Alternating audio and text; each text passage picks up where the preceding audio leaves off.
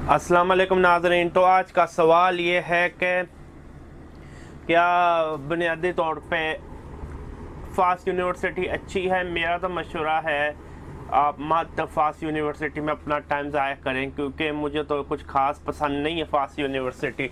अगर मैं सच्ची बात करूं, वक्त का ज़िया है।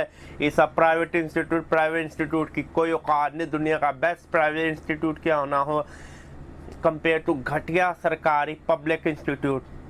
दुनिया का परफेक्ट बेस्ट प्राइवेट इंस्टीट्यूट अगर कंपेयर किया जाए सबसे घटिया पब्लिक, लेकिन पब्लिक इंस्टीट्यूट को हमेशा ज़्यादा वैल्यू होती है। ये बात लोगों में समझ नहीं आती, लोगों में इल्म नहीं है, लोगों में शऊर नहीं है।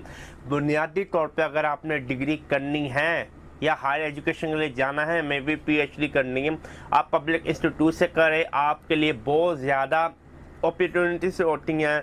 बाहर के मुल्क आप जा सकते हैं, स्टूडेंट वीज़ा इजीली मिलता है अगर आपने पब्लिक से किया। प्राइवेट प्लीज़ ना करें। खास तौर पर फास्ट का फुल फॉर्म है और इमर्जिंग साइंस वगैरह पता नहीं कुछ है ऐसा, और गलत नहीं, मुझे याद नहीं फास्ट का फुल एक्रोनिम का क्या है।